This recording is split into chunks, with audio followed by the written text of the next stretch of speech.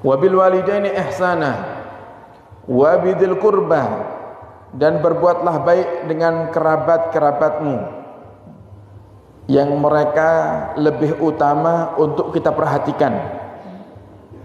Boleh Anda berbuat baik kepada tetangga, tapi jangan lupakan kerabat. Siapa kerabat itu? Keluarga yang masih ada hubungan dengan kita, baik dari ayah ataupun dari ibu, seperti paman dan bibi, baik paman bibi dari ayah atau paman bibi dari ibu, dan juga putra-putri mereka,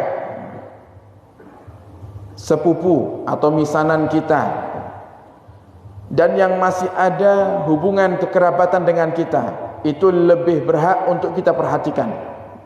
Sehingga pernah satu hari Nabi kita Muhammad ditanya, "Ya Rasulullah, kepada siapa saya harus bersedekah?" Al-aqrab summal aqrab, yang terdekat kemudian yang terdekat. Jadi diulang 2 kali sama Nabi, yang paling dekat dan yang dekat, baru nanti yang jauh, yang tidak ada hubungan dengan kita, tidak ada hubungan kekeluargaan dengan kita, baru kita bagikan kepada mereka. Nah, sehingga ingat, terkadang setan itu, para hadirin, mencoba untuk mengelabuhi kaula panjenengan agar lebih semangat bersedekah kepada orang yang jauh, tapi kita lupa dengan kerabat. Kalau seandainya terjadi semacam itu bagaimana? Maka kita akan terhitung orang yang zalim. Sama seperti halnya seorang suami yang berbagi dengan kawannya tapi tidak mau berbagi dengan istrinya.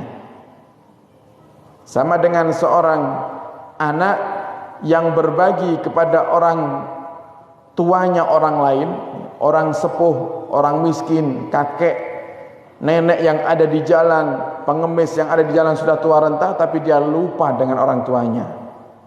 Maka dia akan dikategorikan orang yang zalim, karena ada sesuatu yang lebih berhak untuk dia berbuat baik kepada mereka. Ada golongan yang lebih berhak untuk dia sedekah kepada mereka, tapi justru malah dia sedekahkan kepada orang lain.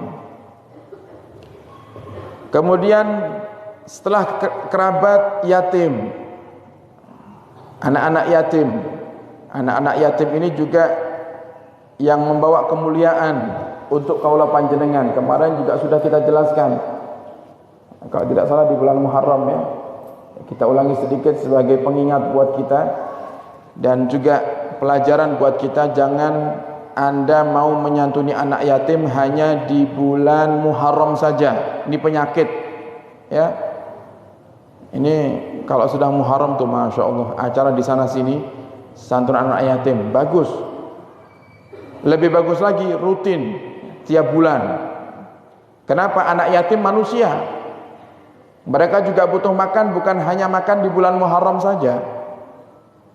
Ini sampai ada orang itu yang dengan PD-nya, dengan percaya dirinya, dia katakan, saya mau nabung, uang saya ini saya sengaja tidak saya pakai, saya tabung, saya simpan. Untuk apa? Untuk nanti nyantuni anak yatim di Muharram yang akan datang.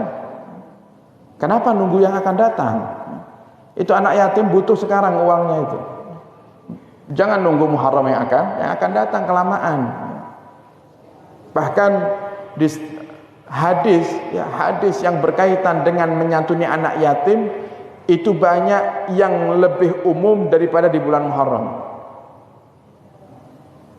Hadis yang berkaitan dengan menyantuni anak yatim itu Nabi jelaskan secara umum, tidak Nabi kaitkan dengan bulan Muharram, itu lebih banyak. Contoh hadis yang Nabi katakan, ana wa kafilul yatim fil jannati hakadha, aku dan orang yang menanggung kebutuhan anak yatim di surga seperti ini. Tidak ada Nabi sebutkan Muharram di hadis ini.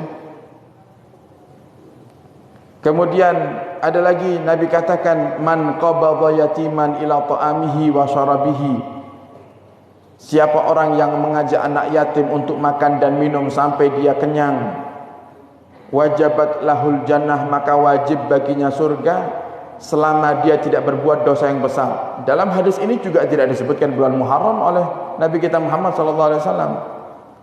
Nah, sehingga menyantuni anak yatim di bulan Muharram itu memang baik, memang dianjurkan, tapi jangan lupa untuk menyantuni mereka di bulan Safar. Jangan lupa untuk menyantuni mereka di bulan Rabiul Awal, di bulan Rabiul Tsani, dan di bulan-bulan yang lainnya. Dan menyantuni anak yatim itu, para hadirin hadirat, adalah satu hal yang sangat sering Nabi lakukan. Satu hal yang paling disenangi oleh Allah dan disenangi oleh Nabi kita Muhammad sallallahu alaihi wasallam. Nah, sehingga berikan santunan kepada anak yatim, berbagilah dengan anak-anak yatim, dan gapailah hajat-hajat Anda dengan Anda bersedekah kepada anak-anak yatim. Dan anak yatim itu adalah anak yang ditinggal wafat oleh ayahnya dan dia belum balik. Itu anak yatim. Kalau sudah balik,